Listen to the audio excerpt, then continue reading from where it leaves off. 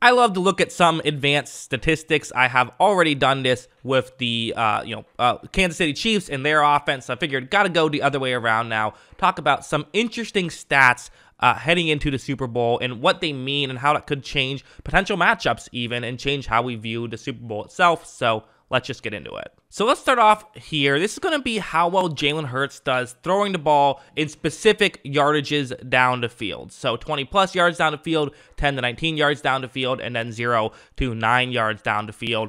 Interestingly enough, his PFF grade down the field isn't as good as you would have thought because his down the field passing has been a key factor in this Eagles' success, but they say he hasn't necessarily performed incredible. It's been more so the team results that have done well, they being Pro Football Focus, because those are the two stats I'm using. It's Pro Football Focus grade, so he was 21st there, 20 plus yards down the field, but his passer rating was 8th best, so he still is having success down the field.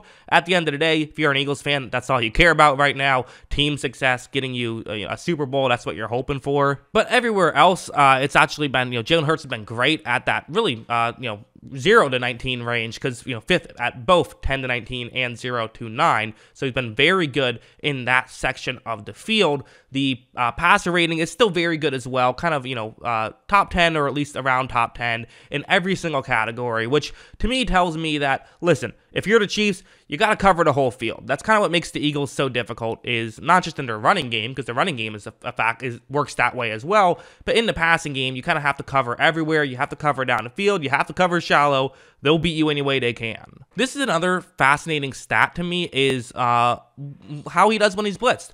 Jalen Hurts, when he is blitzed, these are his again, same numbers or same categories of PFF grade and passer rating. When he's blitzed, it's still a pretty good 13th best Pro Football Focus grade. 91.2 passer rating is a bit low, but these are not these are fine statistics. But when he's not blitzed, he's been incredible. 5th best PFF grade and a passer rating of 106.1. He has been fantastic when you don't blitz him. The Chiefs are a team that are not afraid to blitz. Steve Spagnuolo has blitzed a good amount over the course of his career. Again, I constantly talk about how there was a narrative a while back of during the Giant Super Bowl in 07 of, he never blitzed and they just got pressure with 4. That's really not true. They actually blitzed a decent amount in that game. They're 13th in blitz percentage this season, so they're not overly high. They haven't been one of the teams that blitz a ton, but still, would not be shocked to see them try to blitz Jalen Hurts, and it could potentially have some success. Of course, you have to be careful, because if you blitz,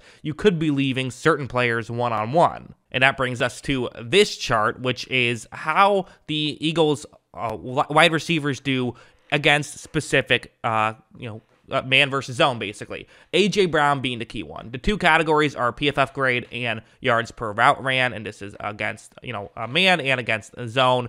A.J. Brown, PFF grade against man, 4th best in football. Yards per route ran is a staggering 3.39. This is just absurd that it's that high. Still, every time I see it, I'm like, how does it get that high? And he's still very good against zone. 23rd best PFF grade there, 1.95 yards per route ran. Devonta Smith is kind of one of those weird splits where he has a higher yards per route ran when he is going up against man, but a higher PFF grade when he's going up against zone. But he's very good at both. Obviously, kind of the difference between the two is just how good A.J. Brown is against man coverage. But Smith is more of a, he's equally as good in zone and still very good in man. So these are two really dominant receivers.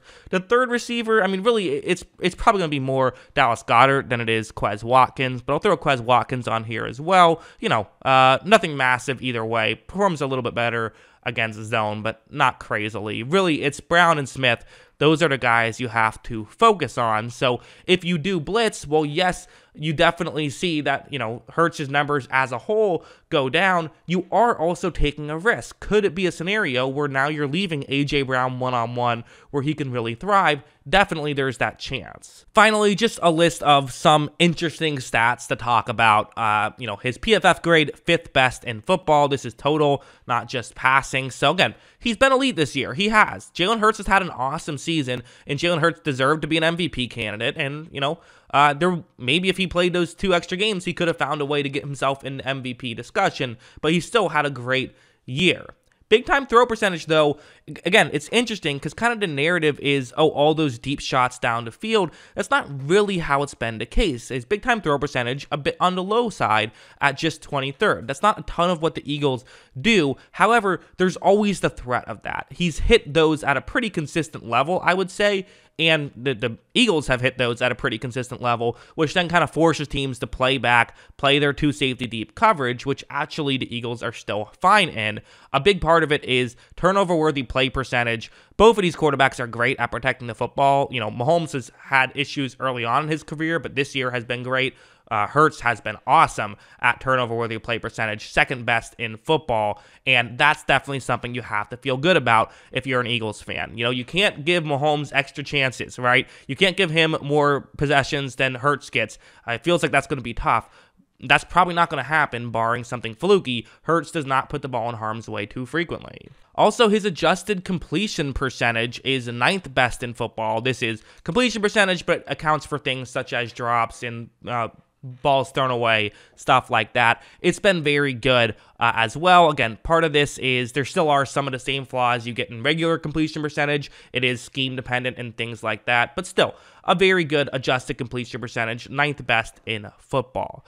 As for the final two categories, this is where there's maybe a shift towards advantage Kansas City. I would say these two stats are a little bit scary if you're an Eagles fan. These are first, you probably don't know what they are, but I'll explain them, don't worry. TTT is time to throw. So Jalen Hurts takes a minute to get the ball out of his hands. He does. And a big part of that is because he scrambles around in the pocket and makes stuff happen that way. So I'm assuming if he wasn't very mobile, he would be getting rid of the football quicker. There definitely are times where he can get rid of the football quickly. You know, it's interesting because when you play for the Eagles, you don't have to get rid of the football quickly. That's another aspect, is he doesn't have to be Tom Brady getting the ball out the second the ball touches his hand, because he has more time to throw, because his offensive line is absurdly awesome. But the other stat is another interesting one, and makes me wonder if it's related to the great offensive line in a sense, is pressure to sack percentage. How often when a team pressures him does it result in a sack? He's 30th in football, so very frequently actually pressures turn into sacks against Jalen Hurts. He is someone who, if you can get consistent pressure on him, you will get the big plays as well. You will get the sacks that push them back.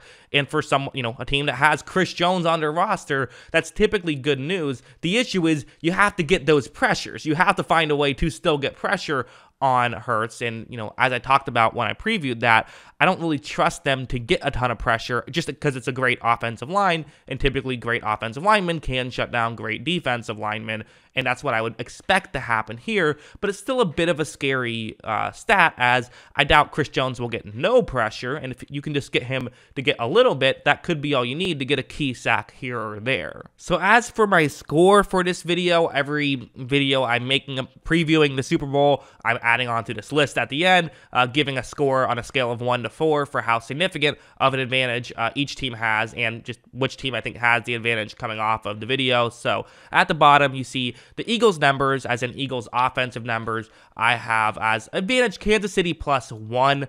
So not a massive one, but just I think there's a couple of things with the, you know, Hurts can struggle a little bit when he's blitzed. I think Spagnuolo will blitz a little bit, and he doesn't really struggle, just looks more human, might be the better way to phrase it. Also, the fact that, you know, the pressure to sack percentage and the time to throw percentage going up against, you know, against Chris Jones, maybe you feel like that's a slight advantage to Kansas City, but nothing major either way, just kind of more interesting than noteworthy potentially. But yeah, that's what I think about all of this. What do you guys think? Let me know in the comments below.